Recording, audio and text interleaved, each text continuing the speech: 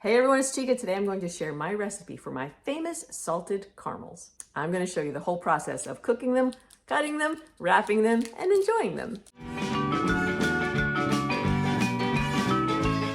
My caramels are deliciously chewy and just soft enough to be stretchy, and they don't stick to your teeth.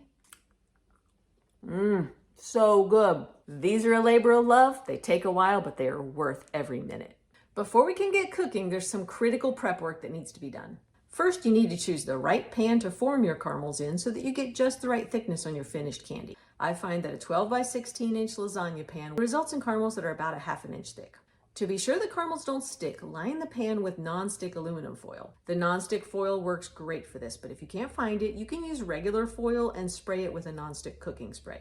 This will work fine, although your caramels will be a little greasy on the bottom, so I really do suggest using the non-stick foil for best results. Next, you need to calibrate your candy thermometer. They could easily be off by a couple of degrees, which makes all the difference in the world whenever you're dealing with cooked sugar. Fortunately, it's easy to calibrate your thermometer. Just boil some water and measure the temperature. It should be 212 degrees, but if your thermometer is off by a few degrees, you'll need to adjust all of your temperatures to match. For example, if your thermometer says water boils at 214 instead of 212, that means you need to add 2 extra degrees to every temperature measurement in this recipe.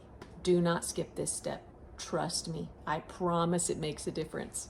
You're also going to need 2 saucepans. The first one can be a little smaller as it's only going to need to hold about 3 cups. I like to use a 2-quart saucepan. The second one needs to be a little bigger, but not too big. If it's too small, everything won't fit. If it's too big, your caramel inside will be so shallow you'll have a hard time measuring the temperature. I like to use a 3-quart saucepan. Now let's get all the ingredients ready. You need 2½ cups of heavy whipping cream. Make sure it says heavy because you need that extra fat to get good results. You'll also need a ½ cup of sweetened condensed milk. 2 easy ingredients are next, a ½ cup of water and 1 tablespoon of kosher salt. You can adjust the salt level if you want to, but I find that 1 tablespoon gives them the perfect salty touch. You'll need 2 cups of light corn syrup, and you need 2 cups of white granulated sugar. Finally, the last ingredient is butter. I use Kerrygold butter exclusively because it has the best taste and a high butterfat content of 82%. If you can't find Kerrygold, you can use another brand of European-style butter as long as it's 82% butterfat. I've tried with regular American butter, and trust me, you really need this extra fat to get the best soft results in your caramel. You only need a ½ cup, so spring for the Kerrygold. Okay, now with all the prep done, let's get cooking. Get your smaller saucepan and add the cream, condensed milk, and salt. Put it on medium heat. Bring it just to a simmer, not letting it boil, then remove from the heat. Add a lid to help keep the milk warm and set it aside. Now get your larger pan and add the water, corn syrup, and sugar. Remember, this pan needs to be at least 3 quarts to be able to hold everything later. But don't use something too big or the caramel will be so shallow that you'll have trouble measuring the temperature. Stir it together over medium-high heat until the sugar is dissolved. Then stop stirring and let it come to a boil. Add a candy thermometer and cook the sugar without stirring until the temperature reaches 250 degrees Fahrenheit. A lot of people will tell you to brush the sides of the pan with water, but I've never done it. And I've made this recipe dozens of times with no problem. When the temperature reaches 250, remove the thermometer and set it aside. Then very carefully and slowly start pouring your warmed cream mixture in. I can't stress enough how important it is to pour this slowly and just a little bit at a time. The cream is going to bubble up like crazy and it will spatter. If you pour too quickly, it will overflow your pan and create a huge mess. Been there, done that. Just take your time and add the cream, stirring non-stop as you go. When the cream is all incorporated and settled down, add the butter and keep stirring until it's melted.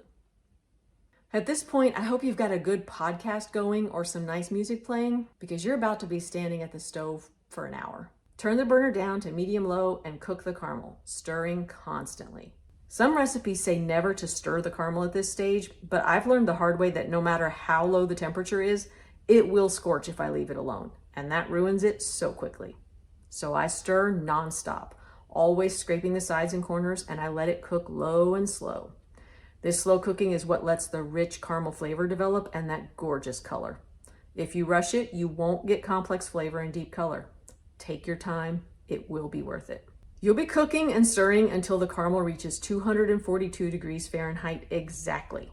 I've tested this many times before I got to that magic number for the perfect consistency. This is why calibrating your thermometer at the very beginning is so important to getting good results. 242. As it cooks, you'll notice the color deepening and becoming a rich brown, and the texture will become more goopy. The smell is intoxicating. Keep cooking and stirring until the thermometer reaches exactly 242 degrees. If you overshoot this by even a couple degrees, the caramel will be too hard to chew. So pay attention and be prepared to act quickly when it reaches temperature.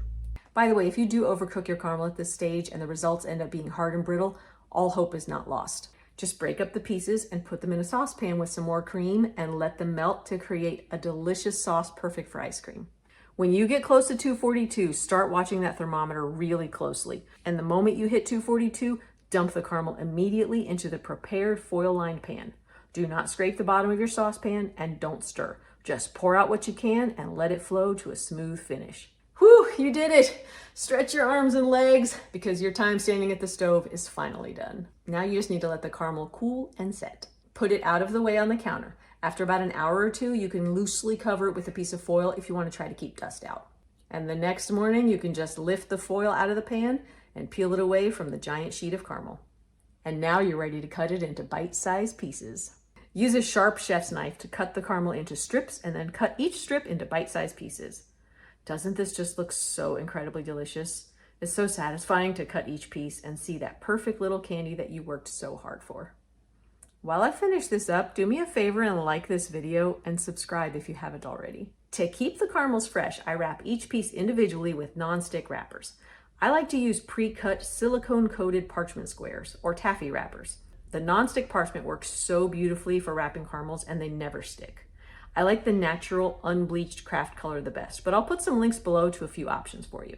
After you roll a piece of caramel up in the paper, just twist each end, making sure you twist both ends in the same direction so that you can just pull the ends to unwrap it later. This recipe makes a ton, easily over 100, but of course the quantity depends on how large you cut the pieces. Oh, and if the caramels seem a little too hard at first, don't worry just yet. They always soften up a little after you wrap them, so check them the next day and I'll bet they'll be all right. These caramels are so delicious and such a decadent treat. I worked really hard to fine-tune this recipe to get just the right consistency and texture. They are soft to chew and nice and stretchy, and thanks to all that butter fat we added, they don't stick to your teeth. Freshness-wise, they'll last a couple of weeks, no problem, but I doubt you'll have any left after that long because they'll get eaten way too quickly. There you go, that's my recipe for my famous salted caramel. I hope you make some soon so you can enjoy this yummy treat. And if you do, let me know how your batch came out. And of course, if you have any questions, just ask below. Thanks for watching. See ya!